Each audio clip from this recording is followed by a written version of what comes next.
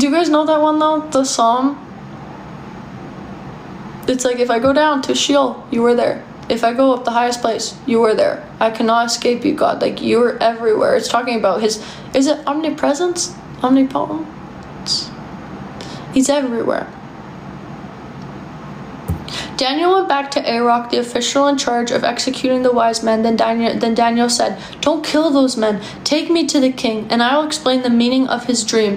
Arok rushed Daniel to the king and announced, do y'all see how in a rush they are? Because they get that this is life and death. They're like, we're rushing you everywhere.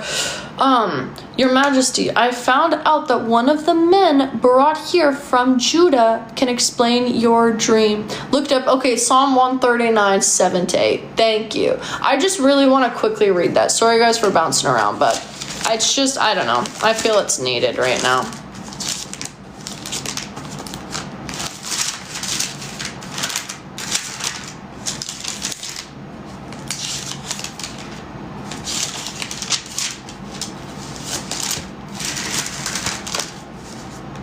$139?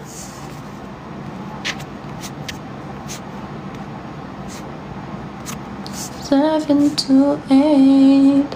Where could I go to escape from your spirit or from your sight? If I were to climb up to the highest heavens, you'd be there. If I were to dig down to the world of the dead, you would also be there. Suppose I had wings like the dawning day and flew across the ocean. Even your powerful arm, it would guide and protect me. Or suppose I said, I'll hide in the dark until night comes to cover me. But you see in the dark, God. Because daylight and dark, they're all the same to you. Oh, I love it. It's all the same to you because you're the creator of it all. How good are you? You overcome the darkness, Jesus. If you're sitting here, I don't know, and life's looking glum and not bright, let me tell you, there's God, there's nothing that he cannot overcome, but also a time of like barrenness and darkness and like your hardest times in life. Let me tell you, these are the most pivotal times. Like, this is when things are birthed. This is when faith is tested. This is when Jesus sees, well, I can actually trust them. They actually have faith, because faith that hasn't been tested, it cannot be trusted. So whatever you're going through right now, it is a time of testing. And I don't want to say that lightly, because I do believe that like y'all could be going through really hard things right now. So I say this with compassion, genuinely, because I can't even imagine the things you guys are going through right now. But it's like, it truly is, it's testing.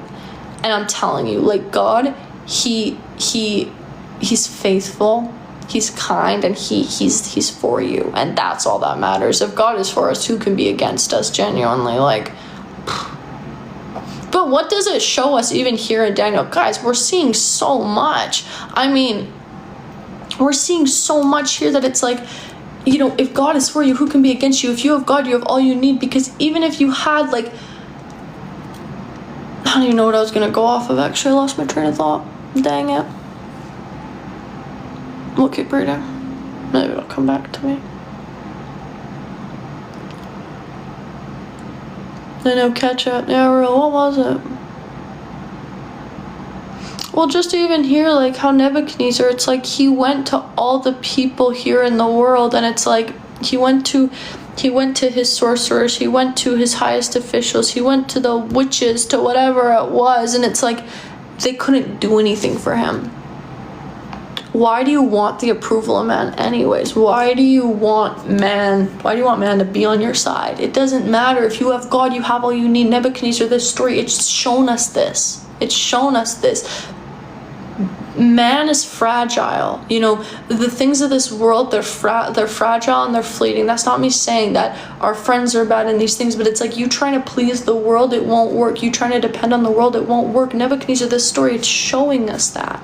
What will work, though, is trusting in God and being faithful to him and truly saying, and then while you say it, starting to believe it. If God is for me, who can be against me? It doesn't matter who's against me. I got God. You know? I don't know. Something that came to mind. I just want to be hurt so bad, it hurts so bad, it hurts so. You guys, that album, it's gonna be on repeat in my mind forever, literally. And the new one by Forrest Frank. What song is it that I love? You guys, go listen to Forrest Frankie, I'm gonna tell you right now, I'll put you on this morning. I'll put you on and y'all could come on later tonight and be like, it was kind of fire. You guys are gonna have it stuck in your head all day. It's called First Love. Na na na, when my heart can't break it. Na na na na, something about the very. It's so good. Listen to it. Listen to it. First Love. I'm telling you. Anyways, so it says here, Daniel, he went back to Arok. This is Daniel 2, verse 24. He went back to Arok, the official in charge of executing the men, and then Daniel said, don't kill those men. Take me to the king, and I'll explain the meaning of his dream. Daniel saving their butts. Arok rushed Daniel to the king and announced, Your Majesty, I found out that one of the men brought here from Judah can explain your dream. Praise be to God. The king then asked Daniel, can you tell me what my dream was? And can you tell me what it means? And then Daniel answers, Your Majesty, not even the smartest person in all the world could do what you're demanding. But the God who rules from the heaven, he can explain mysteries. And while you were sleeping, he showed you what will happen in the future. However, you must realize that these mysteries weren't explained to me because I'm smarter than everyone else. Instead, it was done so that you would understand what you have seen. Dang, how humble is that? I feel like sometimes God, he answers a prayer and then we're like, did it, clocked it, and like you take the credit and it's like, what? Like God did that? No way. And like also, no way you were on your knees the other night trying to pray out to God for something and it's like he started working in it and now you're trying to finish it by yourself. Like no way you're trying to finish what only the Holy Spirit could do. You feel? I think that's so real. Yeah, he could have acted like it was all himself, but he could have though. And he said, no, absolutely not. He said, I want to make this so clear. You must realize these mysteries, they weren't explained to me because I'm smarter than everyone else. Absolutely not. It was done so that you could understand what you have seen. It was done by God. Then it says, Your Majesty, what you saw. Okay, this is when I'm getting a little, I'll say it right now. This is, the kings and how they're gonna the God's kingdom is gonna outlast all earthly empires. And then each kingdom, basically, it represents, like each part of this, it represents a different kingdom. But when we get to this part, I'm a little fuzzy on it. Bear with me. Your Majesty, what you saw standing in front of you was a huge and terrifying statue, shining brightly. Its head was made of gold, its chest and arms were silver, and from the waist down to its knees it was bronze. From there to its ankles it was iron, and to its feet it was a mixture of iron and clay. Is this not too, like when I just read that, I'm like, it's going from stronger and more valuable to lesser? It's like God's at the head and then all the other ones are... I don't know, but let's keep reading. As you watched, a stone was cut from a mountain, but not by human hands. The stone struck the feet completely, shattering the iron and the clay. Then the iron, the clay, and the bronze, the silver, and the gold were crushed and blown away without a trace, like husks of wheat at threshing time. But the stone became a tremendous mountain that covered the entire earth.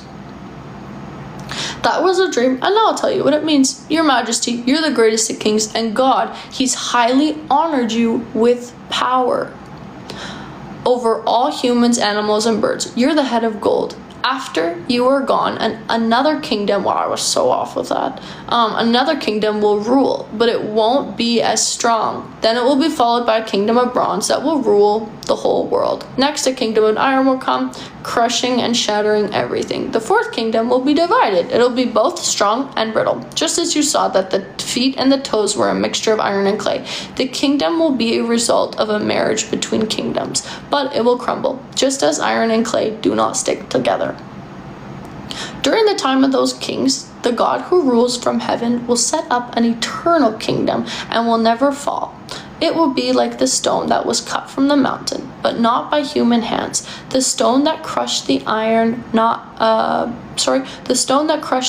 bronze, clay, silver, and gold. Your Majesty, in your dream, the great God has told you what's going to happen, and you can trust this interpretation.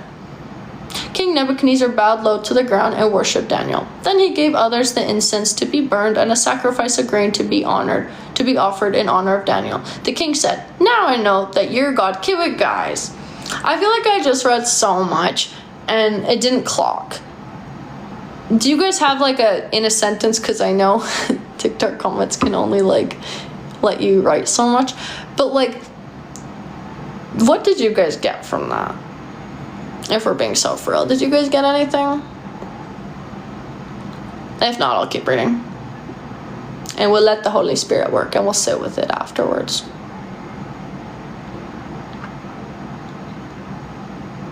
Kinda know when my heart starts it. No, Ashlyn, real. Okay. Not really. You're so real. My heart starts breaking. No, no, no, no. Nothing like the first love. No, no, no, no, no, no, no, no. Okay, we'll get back to reading.